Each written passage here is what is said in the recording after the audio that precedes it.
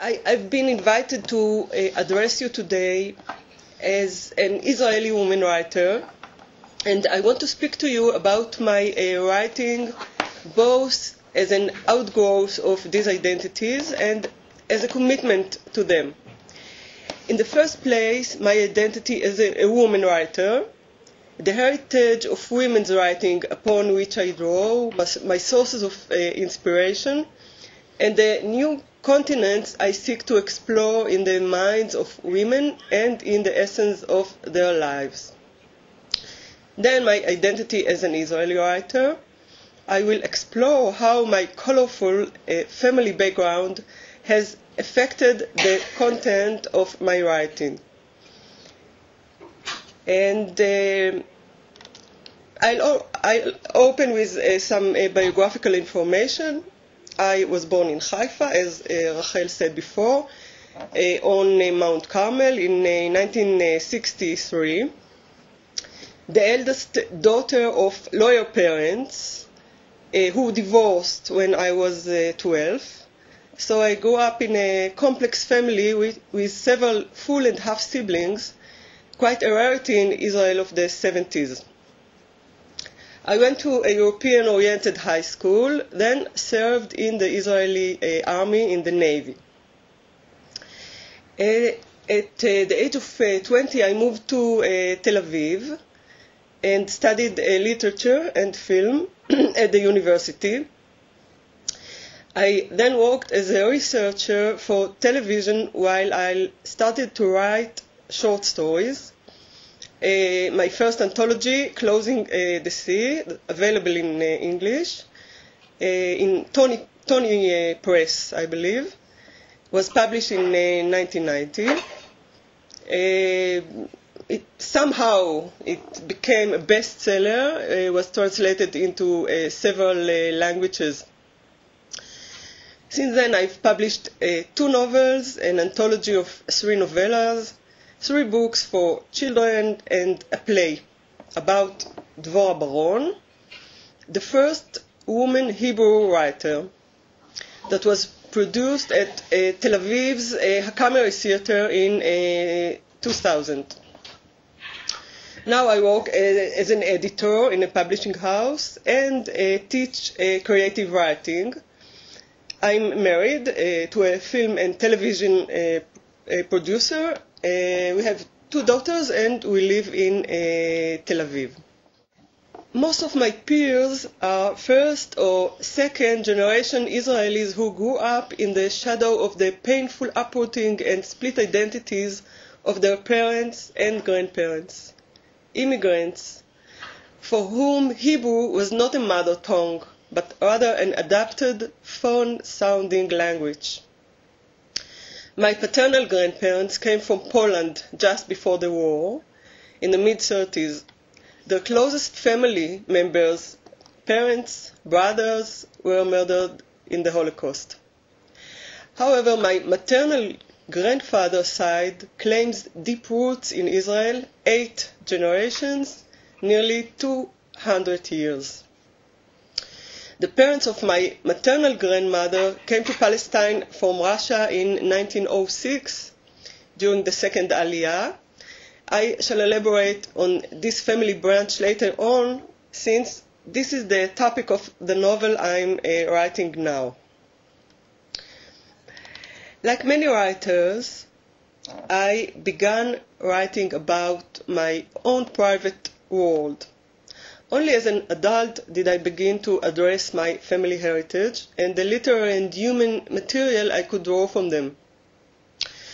I had been writing since I was a child, mostly poetry and rather mediocre apparently. But at the age of 16, I was sure my poems were masterpieces. I typed them out on an old Hermes typewriter we had at home and sent them to my favorite poet, Dalia Rabikovich. Nowadays, there are as many Israeli women writers as male writers. They write in every genre. Their works are studied in schools, researched in universities and translated into foreign languages. But until about 20 years ago, Hebrew literature was dominated by men. They were the writers, the scholars, and the canon setters. In all our 12 years of school, we studied a story of two by Dvorah Baron, considered the first Hebrew woman writer, and a few poems by Rachel, Leah Goldberg. That's all. As a writing girl, I looked for models of women writers and poets with whom to identify. So I made up my own subversive alternative canon of women's literary works, a strange concoction of Virginia Woolf, Louisa May Alcott, and Erica Jong, among others, and of course Anna Frank, who was not only a woman writer, but a girl writer. So at the age of 16, I sent my poems to Dalia Rabikovic, and I think for a year I came home every day with my heart like this. Palpitating. Maybe I have a letter in box office from Dalia Rabikovic. Of course, I've never got it. So I took my poems and I gave them to my literature teacher, and he said, it's very nice, but I think you have to write prose, not poetry. I felt very insulted because I saw myself as the starving poet, the ethic, something like this. But I kept it in mind, and another few years went by until I started writing stories. When I was 23, my mother fell ill with cancer. I felt the door closing on my childhood and needed to stick my foot and shoulder in and take some verbal snapshots, capture a few last memories. By that time, I discovered the novels of the late author Yaakov Shabtai, and his style captivated me. Very long stream of consciousness phrases that intertwine past and present, since our mind experiences everything vividly as one tense. I recall the thrill of my discovery as if someone had taken my hand and put a key inside. The stories in my first anthology, Closing the Sea, are initiation stories, describing the adolescence and formative years of a girl or young woman. This part of life fascinates me in its emotional intensity. Senses and feelings are heightened. Vitality is at its peak, and intellectual curiosity is like a sponge. The ability to fall in love, to be infatuated, is tremendous, as are sexuality, imagination, the intensity of dreams and aspirations. Everything is new, primal, pristine, magnified. A curtain of magic and illusion separates us from the world. To quote the poet Yehuda Amichai, God is merciful to small children. But as we mature and meet the harsh stuff of life, disappointments, disease, death of loved ones, this curtain is gradually torn until we find ourselves facing stark reality. The clash between the young mind and the real world and the sobering process that tears the first holes in that magic curtain are inevitable, and they are the very heart of the initiation process. The protagonists of the 4 novellas in Closing the Sea are young women, each of whom is or has formerly been enchanted by another character through which she basks in fantasy.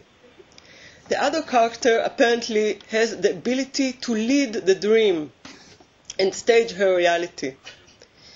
The main character adopts that dream and even falls in love with her enchanter. But promising characters turn out empty, fake, impotent, or retreat to a life of their own, leaving the protagonist to heal the wounds of her shattered dream. Now I would like to relate to this story, Schlafstunde, that Rachel mentioned before. It is my best known story. It is part of the school system literary syllabus and has been adapted for stage and a film titled Family Secrets. I believe that you've got it, or maybe you could see it. In this story, I first touch on the ethos of the Holocaust. Remember that in the 60s and 70s in Israel, the subject of the Holocaust was still hushed.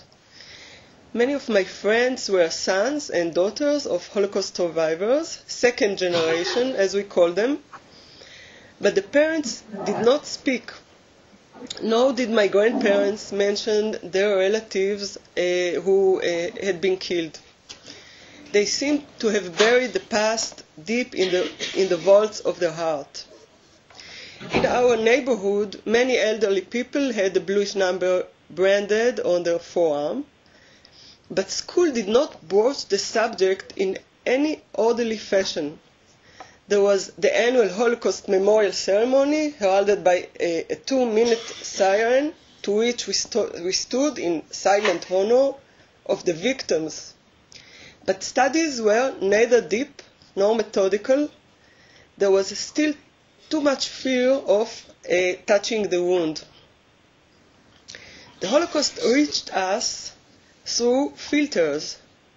The diary of Anna Frank, for me, as for many others in Israel and elsewhere, were a first opening to the subject, a softened acquaintance. Anna Frank wrote of life in hiding, not of hunger, disease, and death in the camps. And life in hiding, through the optimistic eyes of young and vibrant girl, seemed bearable, at times even pleasant and amusing. There were other images, charged, terrifying. Hitler's face, the curse, "May you be buried in Hitler's black grave," the inconceivable number 6 million, the trains, the wax figure of Eichmann, the Nazi war criminal who was tried and executed in Israel in the 60s, smiling in his glass cage in Tel Aviv Wax Museum. These are the images that haunt the thoughts and games of 2 cousins, protagonists of the novella. The narrator and her cousin Shaul, spend their summer vacation at their grandparents' home on the Carmel. The grandparents are German-born Holocaust survivors, Yekes.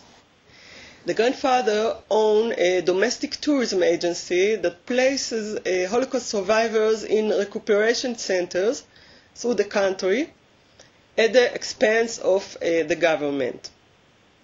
In the attic, the children invent their private world of imaginary games, especially during the grandparents' Schlafstunde, afternoon nap, a habit Yekes would never give up, as you said before, almost like the Spanish siesta. Haifa, city of my childhood, had a large German-born Jewish community. From 2 to 4 p.m., the traditional Schlafstunde time, all the shops were closed. Children were not allowed to play outside. Even cats never dared cross the street. This time was conceived by the cousins in the story, ages 13 and 14, as a time of total freedom. For the grandparents' nap is in fact the superego's slumber. The lasting curiosity of early adolescence is aroused in early touching and petting games. The cousins' favorite game, which combines for them horror and erotic curiosity, is Anna Frank and Peter in hiding. During the summer vacation in which the story takes place, the children are acquainted with the enigmatic personality of Uncle Alfred, grandmother's cousin, a singer who suddenly shows up, having quit the Vienna Opera under vague circumstances. The uncle likes the boy Shaul very much and has great plans for him. On the Sabbath, on which the grandparents plan to visit one of the recuperation centers, the cousins plan a kind of betrothal ceremony in the attic. They swear to God by Hitler's black grave to marry each other when they grow up, cut the words of their oath from a copy of the Bible, on the light of 6 memorial candles in memory of the 6 million, of course. After the ceremony, they plan to consummate their love as the successors of Anna Frank and Peter, who did not have the chance to do so. In the midst of their act of love, steps are heard on the staircase, and Uncle Alfred appears at the door like God strolling in the Garden of Eden and catching Adam and Eve in the act. He promises not to disclose their secret, provided that Shaul meet him and learn about the severity of the deed. Their conversation ends in what implicitly seems to be sexual harassment. This is the two adolescents' first awakening. Human evil is no longer a game and manifests itself in life, in a close person, a family member. It even sticks to the cousins themselves. They drew up a demonic and naive plan to lace Alfred's tea with poison made of ground insects and dog excrement. Alfred drinks, and the poison only improves his singing. The next day, he is hospitalized for a complicated surgery. Perhaps that's why he let himself abuse the boy. He dies, and the cousins naturally accuse themselves. The second awakening experienced by the narrator is that their childhood oath is not fulfilled. Shaul marries another woman. The cousins meet at their grandfather's funeral, already in their 20s, and the narrator notices that Shaul's wife is pregnant. In my latest novel, in English it's Dearest Anne, it's going to be published in Feminist Press, New York, in a few months. I expanded the reference to Anne Frank as an icon. The protagonist, Rivi Shenhar, is a writer in her late 30s. She comes to Haifa, where she grew up, to attend the funeral of her high school literature teacher. After the funeral, she climbs the Carmel and there, in a hiding place in the woods, finds the diaries she wrote in her youth and had hidden there 20 years earlier. Rivi had written her diaries as letters to Anna Frank and signed them Kitty, the name of Anna's imaginary friend. Kitty obviously has no biography, no face. She's only a silhouette. And in fact, any girl could decide she is the fictional Kitty. 14-year-old Rivi chooses her as the signatory of her letters.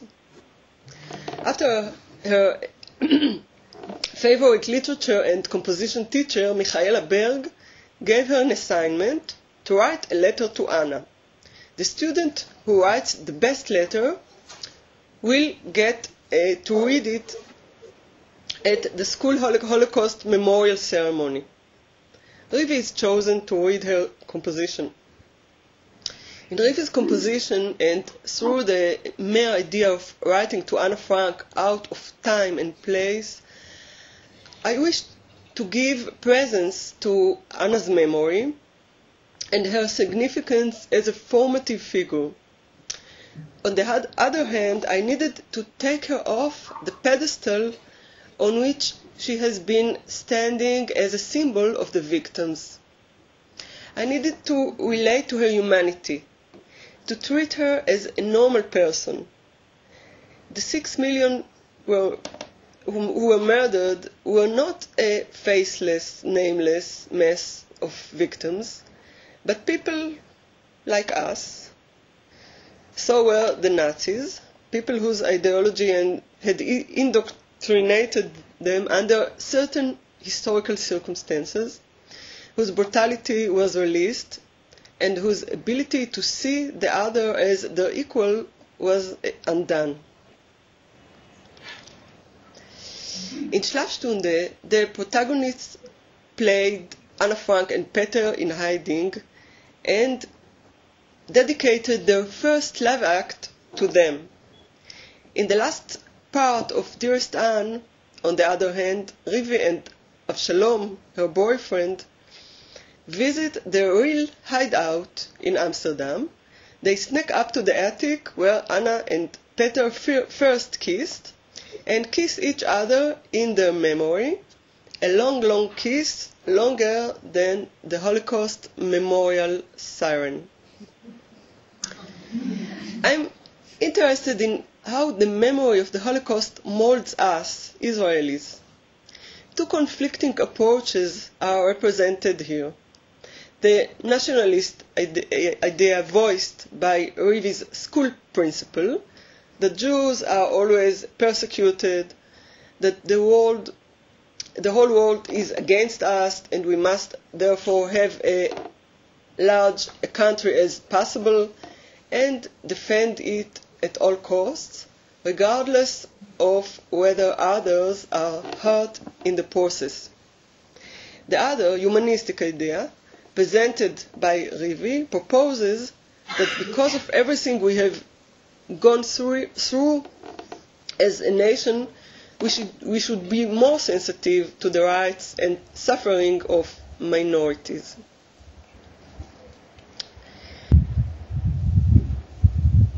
In 4 of the notebooks, Rivi writes Anna about her parents' divorce, her feeling of alienation from them, and especially about her infatuation with her lead teacher, Michaela.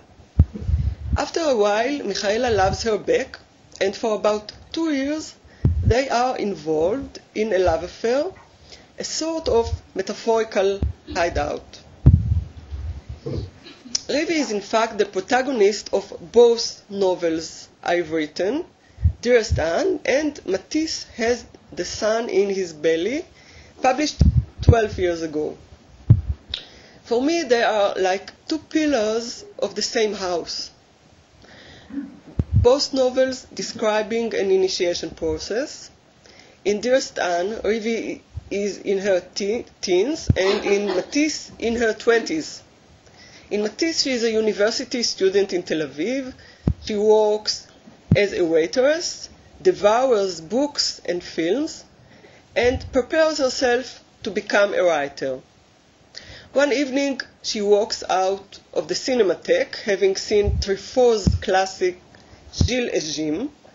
Suddenly, a car stops, and a large rose is handed to her through the window. This begins her acquaintance with Igal Lieberman in his 40s, married and father to a son, a mathematician by profession, and a culture and arts aficionado, who survived the Holocaust as a child and lost his father in the war. The novel describes their love story from its blossoming to its end, alongside Rivi's coping with her mother's dying of cancer. In both novels, Rivi is depicted as a sensitive young woman with vivid imagination who writes, is emotionally abandoned by her divorced parents, and longs for love, recognition, and enrichment. In both novels, she finds her own guides, mentors, who are also lovers. In Matisse, it is a man, and in Dearest Anne, a woman. Igal and Michaela, both erudite, both married, each a parent to a single son, both harboring Pygmalion-like urges. With each of them, Rivi creates a kind of mental bubble, detached from the world. This bubble contains talks, trips, both out of town and abroad. Rivi and Igal travel together to Italy, Paris, Egypt, and Spain. Both an intellectual and writer's initiation. Igal and Michaela are Rivi's adopted parents.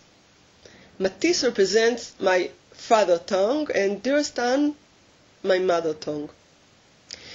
Igal leads Rivi along the highway of canonical literature and art, created mainly by men in the museums of classical Europe.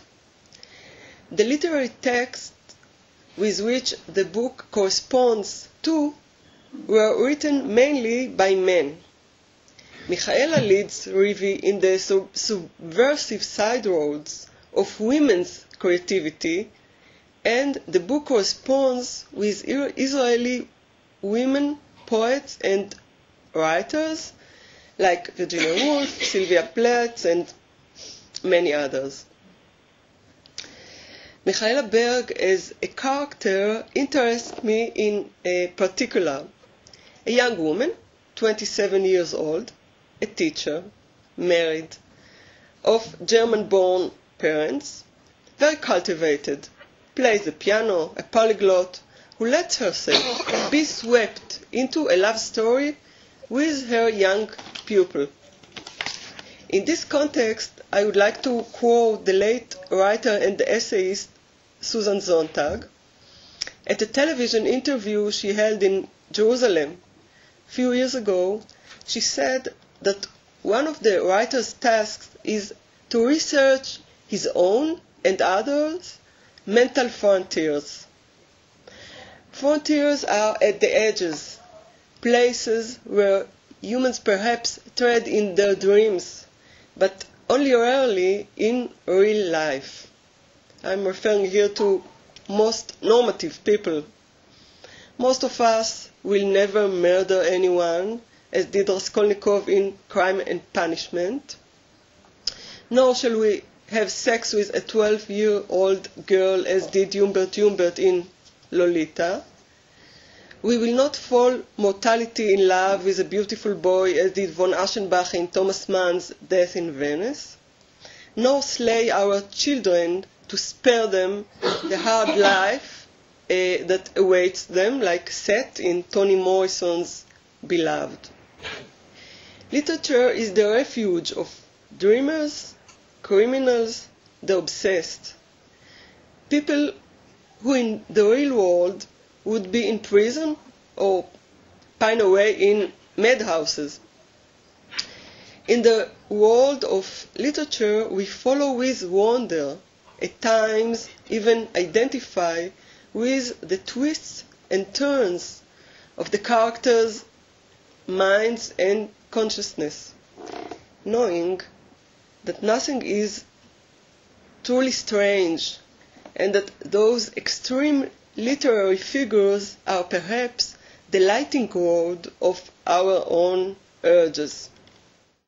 In the novella Inland Lighthouses, published in 1999 in an anthology of 3 novellas under the same title, the protagonist is a 60-year-old man. This was the first time I tried to follow the consciousness of a man, in this instance a contemporary of my parents. This is the first story in which I relate to present-day events in Israel. The Rabin assassination, which I view as a national trauma, from which we have not yet recovered. The other novella from this collection, And the Clouds Sail On, deals with the midlife crisis of a woman painter, wife and mother, who goes back to Haifa, the city of her childhood, to meet significant characters from her past and seek closure to so she can get on with her life, present and future. At the end of the story, she faces a moral decision. Should she help her old aunt commit suicide? The aunt character is based on my grandmother's sister, to whom I was very attached in real life. Of course, I couldn't help her kill herself, but my protagonist does. I remember when I visited her in the old people house, she said to me, "I don't want to live anymore. I hate God. Why don't he take me?" And I thought to myself, maybe I could help her, but obviously I couldn't. And I believe that women writers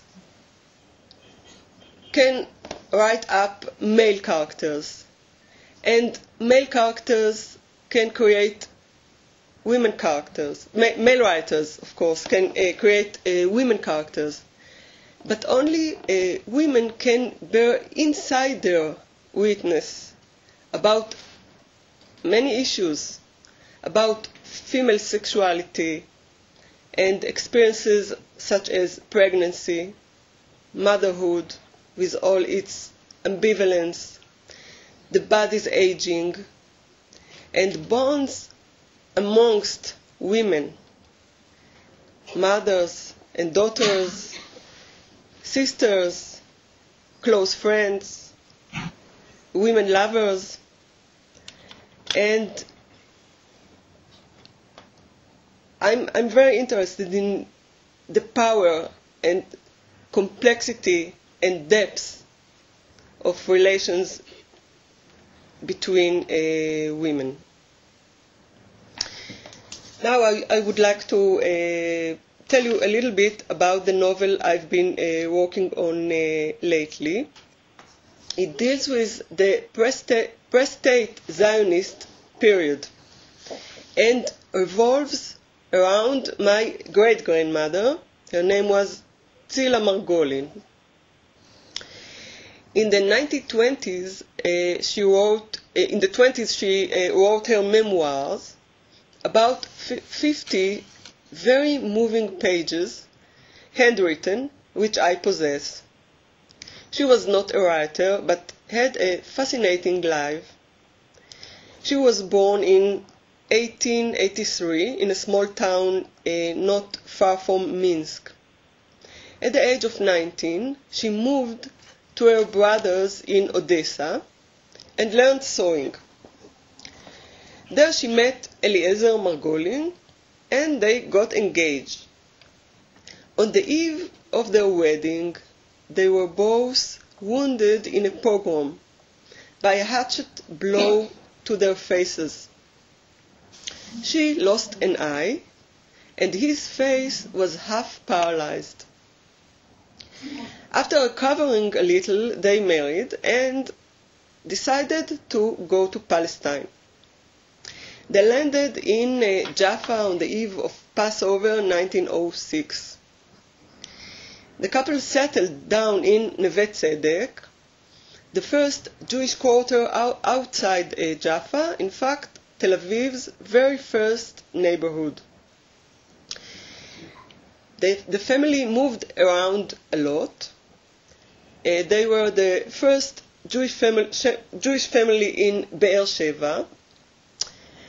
While they were living in Gedera, and they had already 5 children, Tzila met a young 28-year-old pioneer from Warsaw, about 10 years her junior, by the name of Hanan Ramberg. They fell in love.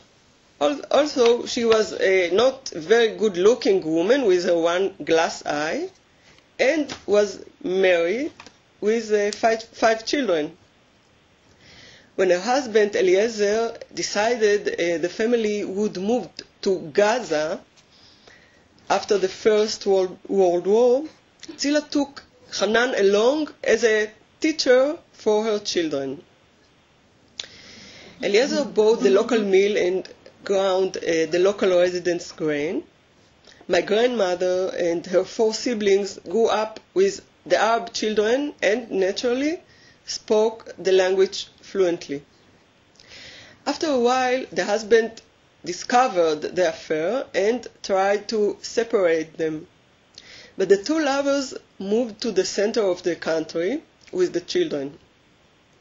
After the 1929 riots, describing very dramatically in the memoirs, Eliezer sold his mill in Gaza and came back to live in Tel Aviv with them. They bought a large plot of land in Ramat Gan and built 2 houses. Eliezer and the children lived in one, and Hanan and Tzila in the other, where they opened a kindergarten. They all ate their meals together, and so they lived a strange vegetarian commune. Hanan was an avid vegetarian, and of course the children and Tzila and Eliezer became vegetarian as well. He was interested in Buddhism and Hinduism, and wrote a book in which he tried to show that the Jewish people's origins lay in India. He also wrote diaries, especially about his spiritual explorations, and I have them as well. He gave up the idea of having children of his own and was a second father to Tzila's children. So they lived together, the 3 parents and 5 children, for 15 years until Eliezer died. And then Tzila and Hanan married and lived together another 23 years. I still remember them. In her last years, Tzila was totally blind, and when we came to visit, she would trace my face with her fingers. They died in 1967, when I was 4 years old, only a few days apart. Hanan died first, and Tzila said, "The light of my eyes has left me. I no longer wish to live," got into bed and died at the age of 84. The challenge of writing such a family saga is enormous, describing the whole complexity of the relationships, reviving the period, its ideologies and zeitgeist, portraying places as they really were, reviving the language used at the time.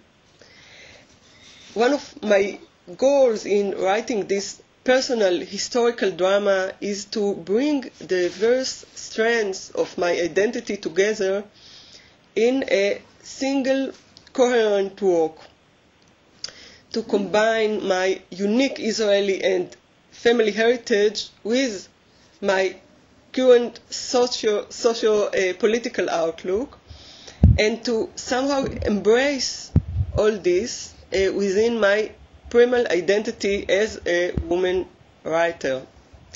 The Zionist narrative has often been told from various male points of view. In my new work, I hope to re-envision this narrative through a unique female prism.